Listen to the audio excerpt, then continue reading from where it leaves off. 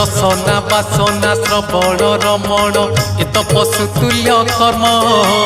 मनीष जीवन पाइछु जदि तू करि जा किछि पुण्य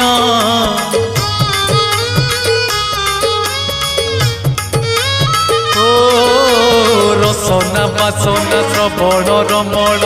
इत पशुतुल्य कर्म मनीष जीवन पाइछु जदि तू करि जा किछि पुण्य एई माटी देह बौला गाई जोठू आसीछि जीव पळेई एई माटी देह बौला गाई जोठू आसीछि जीव पळेई तो साथी रे जीवेनी केही